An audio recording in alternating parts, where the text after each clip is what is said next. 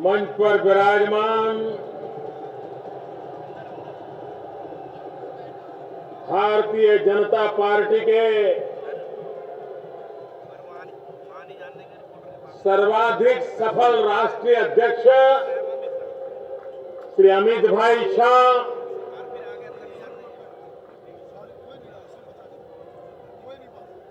दिल्ली प्रदेश Bharatiya Janata party के अध्यक्ष श्रीमान सतीश उपाध्याय जी,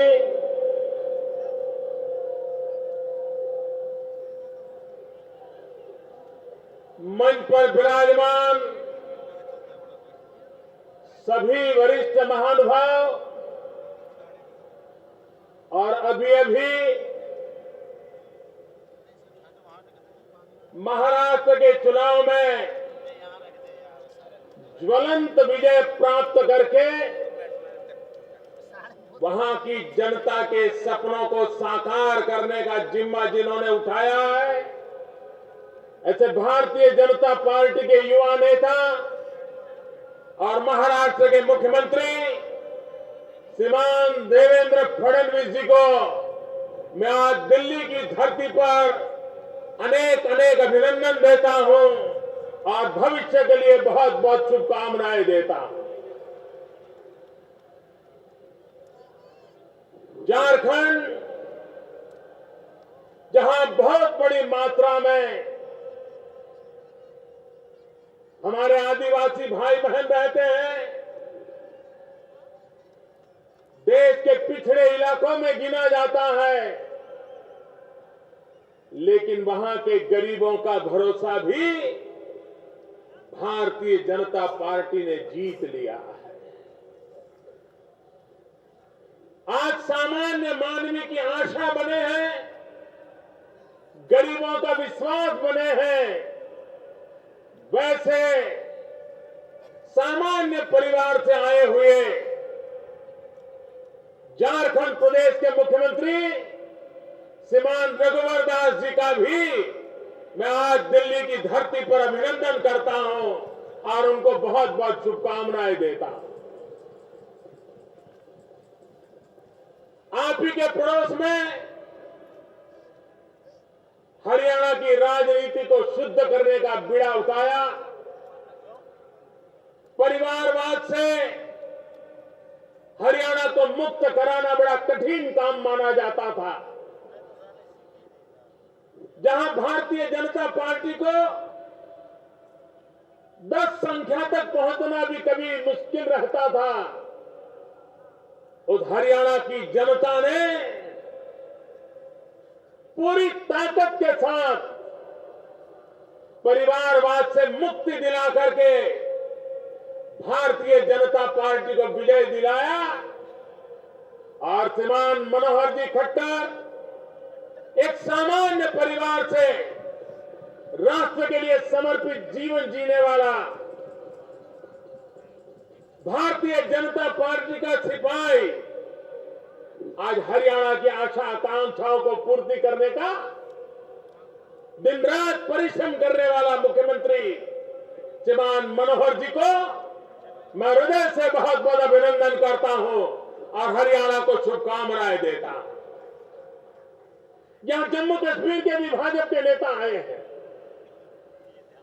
मंत्री परिषद में मेरे साथी डॉक्टर जितेंद्र सिंह यहां बैठे हैं। मैं सारे चुनाव में सबसे ज्यादा अगर किसी को बधाई देना चाहता हूं तो मैं जम्मू कश्मीर की जनता को देना चाहता हूं। इतनी अलगाववादी प्रवृत्तियों के बावजूद भी, भारत विरोधी माहौल बनाने की लखलुख कोशिशों के बावजूद भी सारी दुनिया में हिंदुस्तान को बदनाम करने का कोई मौका न छोड़ने वाले लोगों की भरसक मदद होने के बावजूद भी वहां की जनता ने लोकतंत्र में विश्वास जताया, भारी मतदान किया। कभी विघटनकारियों के कारण जहां 2% मतदान होना मुश्किल होता था, उस राज्य में 65, 70% मतदान होकर के पूरे विश्व को जम्मू कश्मीर की जनता की भारत की लोकतंत्र के प्रति जो आस्था को प्रकट किया है, इसलिए मैं जम्मू कश्मीर की जनता को लाख लाख बधाई देता हूं। और भारतीय जनता पार्टी ने ऐतिहासिक विजय प्राप्त किया है जम्मू कश्मीर में, इसलिए भी मैं जम्मू कश्मीर की जनता का बहुत आभारी हूं। भाइयों बहनों, ये विजय यात्रा क्यों चल पड़ी है? एक के बाद एक भारतीय जनता पार्टी जनता के दिलों में इतना प्यार और विश्वास कैसे बना पाई? भाइयों बहनों, जो देश का मूड है वही दिल्ली का मूड है। जो देश चाहता है वही दिल्ली चाहता है।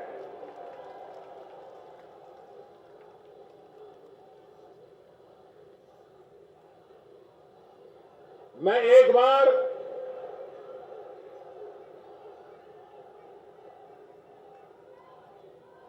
हमारे वेंकैया नायडू जी को सुन रहा था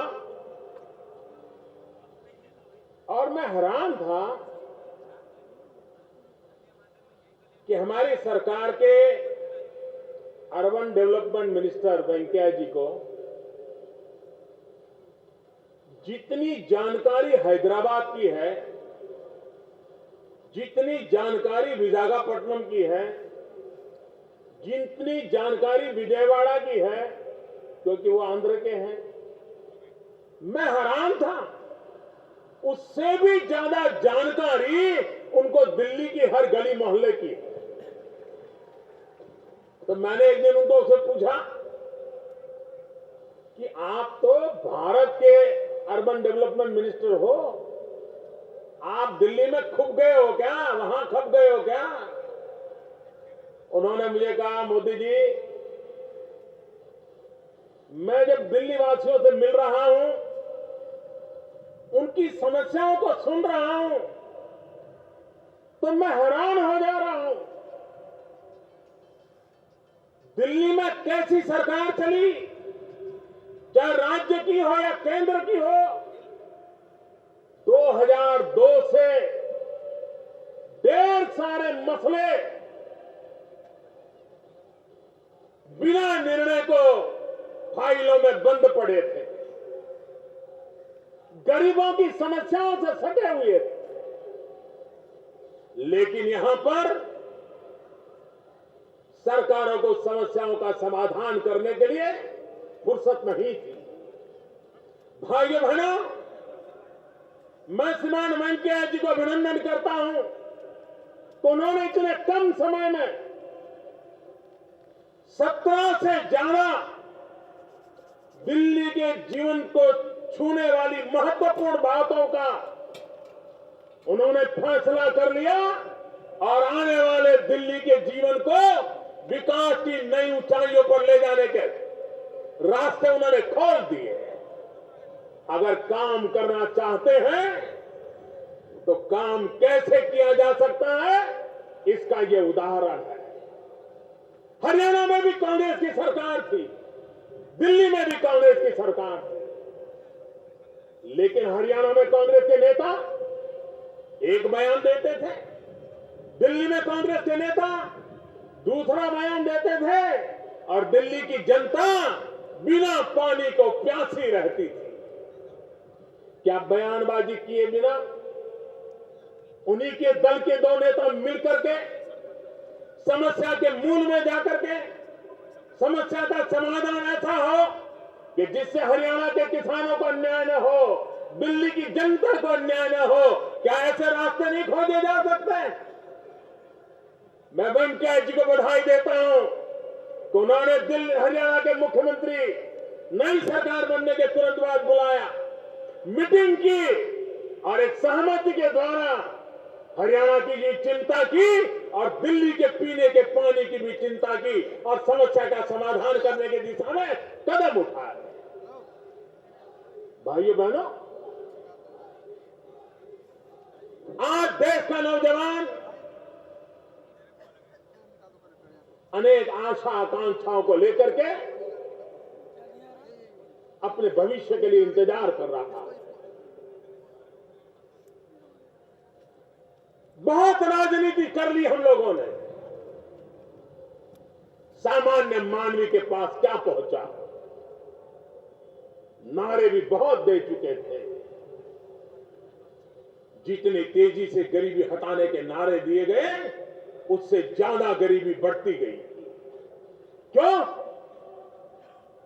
सिर्फ कुर्सी को बचाने के सिवाय या कुर्सी पाने के लिए गलत और झूठे हथकंडे करने के सिवाय देश की राजनीति में कुछ बचा नहीं था।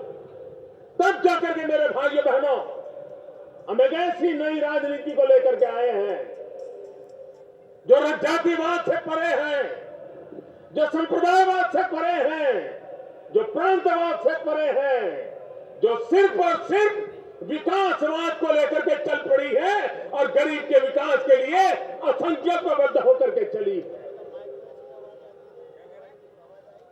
भाइयों बहनों, और अगर विकास करना है तो सिर्फ घोषणाओं से नहीं होता है, कड़ी मेहनत लगती है। हर चीज की बारीकी में जाकर के कठिनाइयों को दूर करना पड़ता है और तब जाकर के समस्याओं का समाधान होता है। भाई, आप देखिए, हमने एक योजना ली हाथ में, प्रधानमंत्री जन धन योजना। जब हिंदुस्तान में कांग्रेस पार्टी की सल्तनत थी, 40 साल पहले बैंकों का राष्ट्रीयकरण किया गया था। और जब बैंकों का राष्ट्रीयकरण किया गया तो ये कहा गया था कि बैंक अमीरों के कब्जे में है, सिर्फ अमीरों के लिए काम करती है, इन बैंकों का लाभ गरीबों को नहीं मिल रहा और इसलिए उसका सरकारीकरण करना जरूरी है, तब जाकर के गरीबों को लाभ मिलेगा। लेकिन भाइयों बहनों, मुझे आज दुख के साथ कहना पड़ता है कि बैंकों को सरकारी कब्जे में लेकर के उसको भ्रष्टाचार का अड्डा बना दिया गया, लेकिन बैंकों को गरीबों के लिए दरवाजे नहीं खोले गए। आपने कभी, मैं जरा दिल्ली वासियों से पूछना चाहता हूं, कांग्रेस के राज में आपने कभी किसी गरीब को बैंक में देखा था? जरा पूरी ताकत से जवाब दो। किसी गरीब को बैंक में देखा था? किसी गरीब का बैंक में खाता खुलता था? कोई गरीब बैंक में जाने के लिए हिम्मत भी कर सकता था? भाइयों बहनों, अमीरों के लिए कौन सरकारें चलाते थे और गरीबों के लिए कौन जी जान से जुटे हैं, इसका पूरा पूरा भेद ये प्रधानमंत्री जन धन योजना से साफ हो जाता है। भाई, मैंने 15 अगस्त को घोषणा की थी, लाल किले पर, दिल्ली की धरती पर से घोषणा की थी कि हम बैंकों के अंदर गरीबों के खाते खोलेंगे, जीरो बैलेंस से खोलेंगे। बड़ा हड़कंप मच गया था, बैंक वाले भी परेशान थे कि बिना पैसे खाते खोलने के क्या। भाइयों बहनों, हमने फैसला कर लिया, बैंकों ने हमारी बात को माना। बैंक के लोग घर घर गए, जो कभी ऑफिस में मुंडी ऊपर करके देखना नहीं चाहते थे, वो ऐसी देश सेवा में लग गए, घर घर गए। और भाइयों बहनों, जिस देश में 1 करोड़ खाते खुलने में 1 साल लगता था, इसी सरकार के रहते हुए 1 सप्ताह में 1 करोड़ खाते खोलने का विक्रम कर दिया। जो काम 1 साल लगता था वो 1 सप्ताह में करने लगे। और भाइयों बहनों, 15 अगस्त के बाद काम शुरू किया और मुझे 26 जनवरी तक 7 करोड़ परिवारों तक पहुंचने का मेरा लक्ष्य था। लेकिन आज मैं गर्व के साथ कहता हूं कि जनवरी की 10 तारीख आते आते करीब करीब 11 करोड़ लोगों के खाते खुल गए।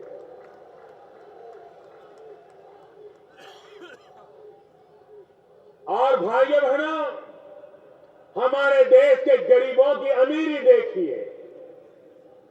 गरीब दिल का कितना अमीर होता है। हमने तो कहा था कि 0 बैलेंस से बैंक अकाउंट खुलेगा, लेकिन हमारे गरीब भाइयों को लगा कि भले मोदी जी ने कहा हो, लेकिन ऐसे थोड़ा किया जाता है। गरीब है तो क्या हुआ, थोड़ी कठिनाई झेल लेंगे, लेकिन 0 बैलेंस से खाता नहीं खोलेंगे। किसी ने 5 रुपया जमा करवाया, किसी ने 100 रुपया जमा करवाया, किसी ने 200 रुपया जमा करवाया। भाइयों बहनों, 0 बैलेंस का निर्णय होने के बाद भी ये गरीब लोगों ने जो खाते खुलवाए हैं, 8,500 करोड़ रुपया इन्होंने बैंकों में जमा करवाए हैं। कोई कल्पना कर सकता है कि दिल्ली जो देश की राजधानी है, सारे राजनीतिक दलों के दफ्तर यहां है। दिल्ली में कांग्रेस की सरकार इतना सालों बैठी, भारत सरकार कांग्रेस के कब्जे में रही। दिल्ली जैसे प्रदेश में लाखों की तादाद में गरीबों के बैंक अकाउंट नहीं थे। मेरे भाई, बैंक अकाउंट नहीं थे।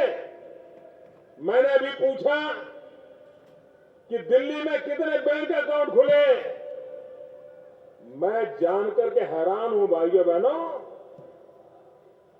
करीब करीब 19,50,000 गरीबों के बैंक के खाते खोलने का काम दिल्ली अकेले में हुआ। इसका मतलब यह हुआ कि दिल्ली में इनके नाक के नीचे जो गरीबों के नाम पर वोट मांगते थे, उन्होंने भी गरीबों की परवाह नहीं की थी। करीब करीब 20 लाख परिवार बैंकिंग सेवा से वंचित रखे गए थे। वो काम हमने पूरा कर दिया। और भाइयों बहनों, सिर्फ खाते खोले हैं ऐसा नहीं है। जो गरीब के जीवन में सबसे बड़ा महत्वपूर्ण काम हुआ है, वो ये काम हुआ है, बैंक में खाता खोलने वाले गरीब को 1 लाख रुपया का अकस्मात का बीमा दे दिया गया है। और बीमे की पॉलिसी का पैसा भारत सरकार चुकता कर रही है, दे रही है।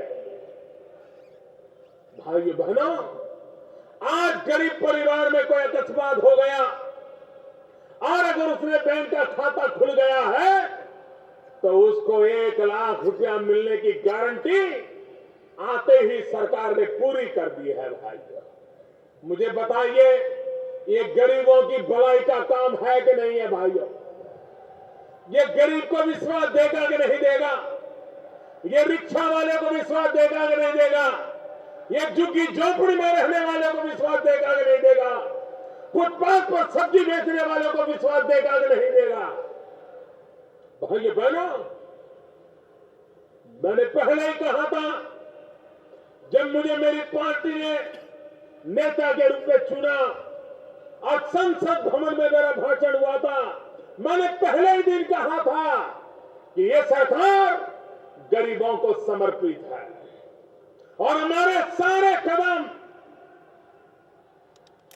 गरीबों में वो चेतना पैदा करने के हैं, वो ताकत अर्जित करने के हैं, ताकि मेरा गरीब भाई भी गरीबी के खिलाफ लड़ाई लड़ने के लिए तैयार हो जाए और सरकार और नागरिक मिलकर के गरीबी से मुक्ति दिलाने का काम करें।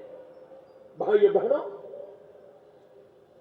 लोग नारे तो बहुत देते हैं और आज से 30-40 साल पहले दुनिया में एक राजनीति चला करती थी। आज से 30-40 साल पहले दुनिया में एक राजनीति का दौर चलता था। वो दौर हिंदुस्तान में भी चलता था और वो दौर ऐसा था कि 2-4 अमीरों को गाली देते रहो और कुछ नहीं करना। 2-4 अमीरों को गाली दे दो, गरीबों को भड़काते रहो और अपना राजनीतिक उल्लू सीधा करते रहो। अब वक्त बदल चुका है। अब गरीब 2-4 अमीरों को गाली देकर के खुश होने वाला नहीं है। वो तो हिसाब चाहता है कि भाई मेरे लिए क्या किया और मेरे लिए क्या करोगे, इसका हिसाब दो। भाइयों बहनों, बिजली सस्ती मिले, पहले बिजली मिले तो, अगर बिजली नहीं है तो बिजली का बिल आने वाला ही कहां है। हमने 2 दिशाओं में काम उठाया है।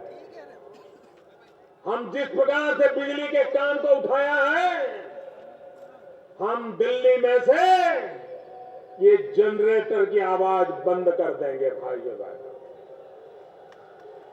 दिल्ली को जनरेटर से मुक्ति दिला देंगे और दिल्ली को जनरेटर से मुक्ति मिलेगी तो ये जहरीली हवा से भी मुक्ति मिलेगी।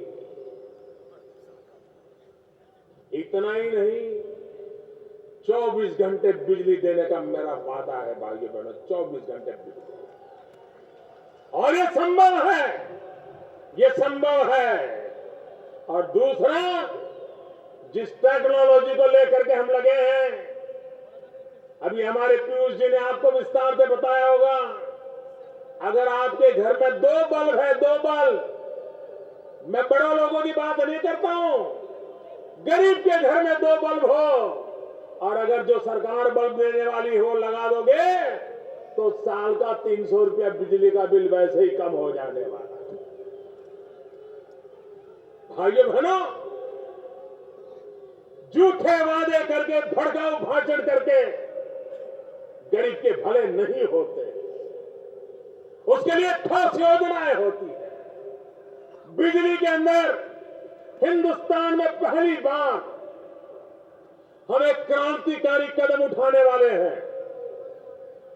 अब तक हिंदुस्तान में इस प्रकार के कोई सोच, कोई कल्पना नहीं कर सकता है। आज अगर आपको मोबाइल फोन और कोई सिम कार्ड लेना है और आपको लगता है कि भाई फलानी कंपनी का सिम कार्ड लेते हैं लेकिन उनका टेलीफोन तो महंगा पड़ता है, बिल ज्यादा आता है, तो आप दूसरी कंपनी का टेलीफोन ले सकते हो कि नहीं ले सकते हो? जरा बताइए, ले सकते हो कि नहीं ले सकते हो? आसानी से ले सकते हो ना? और बाजार में पता चले कि ये तो और महंगा है, अभी कोई सस्ता आया है, तो तीसरा भी बदल सकते हो, नहीं बदल सकते हो? आराम से बदल सकते हो ना?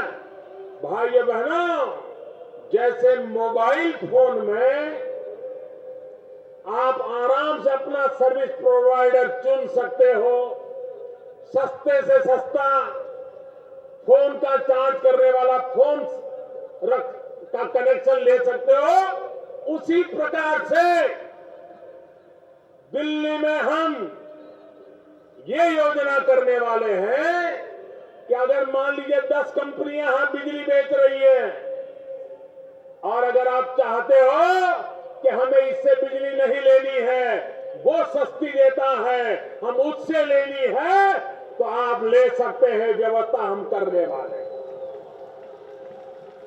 एक मोबाइल फैसिलिटी हिंदुस्तान में सबसे पहले ये दिल्ली को लाभ मिलने वाला है, और उसके कारण जो बिजली बेचने वाले हैं उनके बीच स्पर्धा होने वाली है। किसी जमाने में मोबाइल टेलीफोन महंगा था, लेकिन जब स्पर्धा आ गई तो कोई कहता मैं 5 में बेचूंगा, तो दूसरा कहने लगा मैं 4 में बेचूंगा। कोई कहता था मैं 4 में बेचूंगा, तो और आ गया मैं 3 में बेचूंगा। बिजली का भी मैं ऐसा ही करके रखूंगा। भाइयों बहनों, हर समस्या के समाधान होते हैं, सिर्फ इरादे नेक होने चाहिए, और इरादे नेक होते हैं तो भाइयों बहनों समस्या के समाधान भी होते हैं।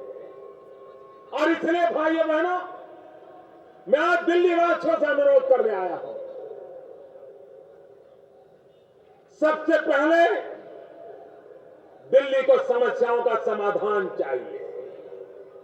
भाइयों बहनों, मुझे बताइए, हमारे देश में भ्रष्टाचार ने देश को बर्बाद किया है कि नहीं किया है? मुझे बताइए, भ्रष्टाचार ने देश को बर्बाद किया है कि नहीं किया है? भ्रष्टाचार जाना चाहिए कि नहीं जाना चाहिए? सबसे पहले ऊपर से जाना चाहिए कि नहीं जाना चाहिए? सबसे पहले जहां प्रधानमंत्री बैठा है वहां से जाना चाहिए कि नहीं जाना चाहिए? सफाई वहां से शुरू होनी चाहिए कि नहीं होनी चाहिए? मुझे बताइए भाइयों बहनों, मैं दिल्ली में रह रहा हूं आपके बीच में 7 महीने हो गए, कोई शिकायत आई है? कोई शिकायत आई है? हमारे विरोधियों ने भी कोई आरोप लगाया है? किसी ने मेरी इस विषय में मेरे इस पर कोई आरोप लगाया है? भाइयों बहनों, मैंने शुरुआत कर दी है। भ्रष्टाचार से मुक्ति का अभियान मैं जहां बैठता हूं वहीं से शुरू किया है, और धीरे धीरे ये गली मोहल्ले तक लाने वाला हूं। आपको रोजमर्रा की जिंदगी में जो लोग परेशान करते हैं, कोई 5 रुपया मांग लेते हैं, कोई 10 रुपया मांग लेते हैं, कोई ऑटो रिक्शा वाले से लूट लेते हैं, चलता है ना? मुझ पे भरोसा कीजिए, मैंने ऊपर से शुरू किया है, नीचे भी करके रहूंगा। ये सफाई मैं करके रहूंगा भाइयों बहनों, इसलिए मैं आपसे वादा करने आया। भाइयों बहनों, मेरा एक सपना है, वो सपना पूरा करने के लिए मुझे आपकी मदद चाहिए। करोगे? ऐसा नहीं, पूरी ताकत से बताइए। मेरा एक सपना है, पूरा करने के लिए आपकी मदद चाहिए। करोगे? पक्का करोगे? भाइयों बहनों, ये दिल्ली हमारे देश की राजधानी है। क्या मेरी राजधानी में भी लोगों को झुग्गी झोपड़ी में जीने के लिए मजबूर होना पड़े, वो अच्छी बात है क्या? क्या दिल्ली में भी लोगों को फुटपाथ पे गुजारा करने पड़े, अच्छी बात है क्या? और इसलिए मेरे भाइयों बहनों, मेरा एक सपना है, 2022 जब भारत की आजादी के 75 साल होंगे, तब हमारे यहां दिल्ली में हर झुग्गी झोपड़ी वाले को अपना पक्का घर हो, ये सपना मैं पूरा करना चाहता हूं। हर गरीब को अपना घर हो, ये बहुत बड़ा काम मैंने लिया है सर पे। मैं जानता हूं भाइयों बहनों, ये काम छोटा नहीं है, लेकिन अगर छोटे काम करने होते तो देश की जनता मुझे नहीं लाती, और बहुत लोग थे ऐसे काम करने वाले। बड़ा काम है, ये बड़ा काम करने के लिए मुझे आपका आशीर्वाद चाहिए। आप चाहते हैं दिल्ली में हर गरीब को घर हो, आप चाहते हैं जहाँ झुग्गी झोपड़ी हो वहां पक्का मकान हो, तो फिर आप मुझे मदद कीजिए, मेरा साथ दीजिए, इस चुनाव में हमारा सहयोग दीजिए। ये सपना, आपका सपना मेरा सपना बनेगा और 2022 तक उस सपना को हम पूरा कर देंगे भाई।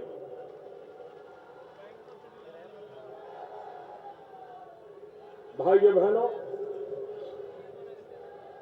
दिल्ली में बहुत बड़ी जूट की फैक्ट्री चलती है। अभी अमित भाई बता रहे थे कि कुछ लोग झूठ में ऐसे बाहिर है कि उनको हम कभी पराजित नहीं कर सकते।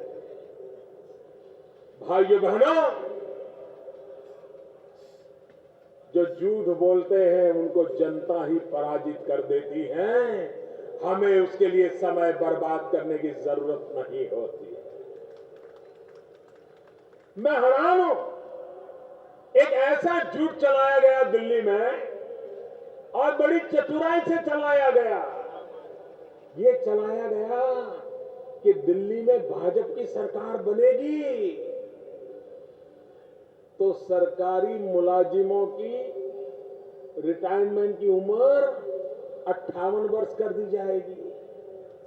ये किसके दिमाग में से पैदा होता है भाइयों? ये झूठ कौन फैला रहा है? भाइयों बहनों, मैं जानता हूं सरकार ने ऐसा कभी सोचा नहीं, सरकार ने कभी ऐसा कहा नहीं, और फिर भी दिल्ली सरकार ऐसा करने वाली है। इस प्रकार की झूठी बातें फैलाई जा रही हैं। मेरी दिल्ली वासियों से इतना ही कहना है, हर दिन एक नया झूठ मैन्युफैक्चर होगा।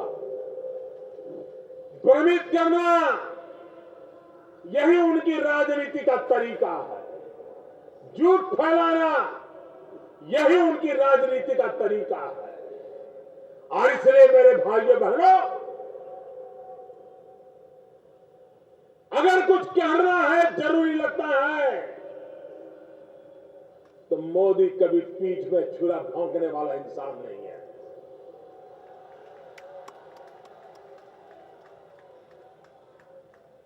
और ये सारा झूठ है, सरासर झूठ है, और आगे भी ऐसे झूठ फैलाया जाए, भरोसा मत करना मेरे भाइयों बहनों, कभी भरोसा मत करना।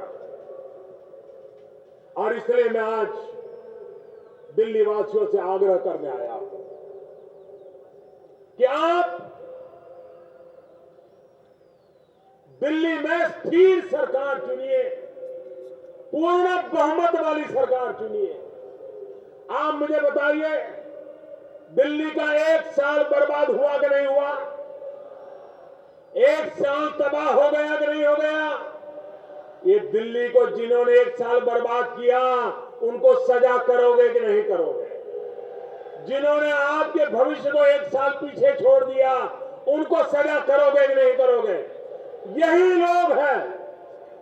लोग हैं जिन्होंने दिल्ली को स्थिर कर दिया है। जिन्होंने दिल्ली को स्थिर किया, उनको कभी वो पनपने मत देना भाइयों बहनों। और कुछ लोगों की कुछ काम में मास्टरी होती है। जिसकी जिसमें मास्टरी हो वो ही काम उनको देना चाहिए। मुझे बताइए, जिसको गाड़ी चलाना आता है उसको खाना पकाना दे सकते हैं क्या? दे सकते हैं क्या? गाड़ी बना चलाने वाले को गाड़ी का काम दिया तो अच्छा करेगा ना। इसलिए जिनको फुटपाथ पर बैठ करके रास्ते रोकने में अच्छा ही मास्टरी है, धरने करने की मास्टरी है, आए दिन आंदोलन करने की मास्टरी है, उनको वो काम दीजिए।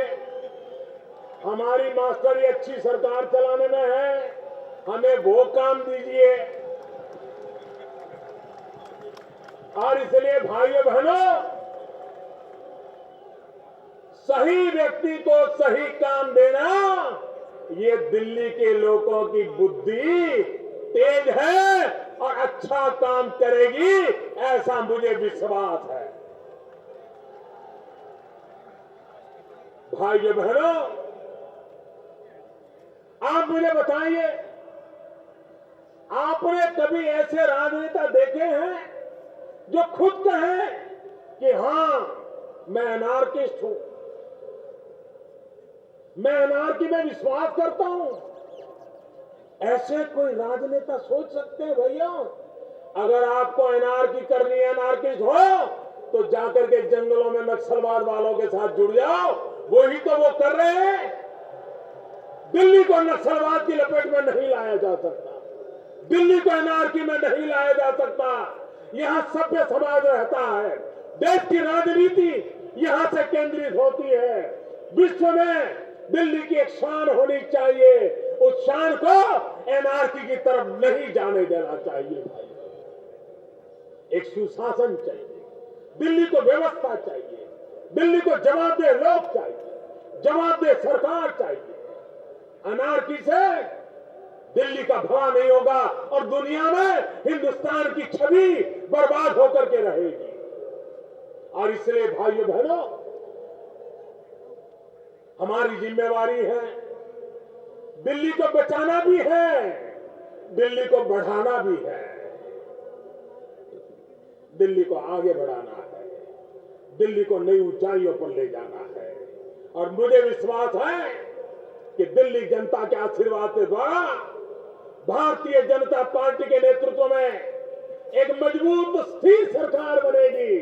और ये मजबूत स्थिर सरकार गत 1 साल की जो खाई है उसको भी भरेगी और दिल्ली के पिछले 15 साल से जो सपने अधूरे हैं उन अधूरे सपनों को भी पूरा करेगी। और दिल्ली की जनता, दिल्ली का नौजवान जिस नई ऊंचाइयों को पाना चाहता है उसको भी पार करेगा। इसी विश्वास के साथ दिल्ली वासियों को मेरी बहुत बहुत शुभकामनाएं। 4 दिन के बाद मकर संक्रांति का पर्व आ रहा है, लोहड़ी का पर्व आ रहा है। मेरी आप सबको मकर संक्रांति की बहुत बहुत शुभकामनाएं, बहुत बहुत धन्यवाद।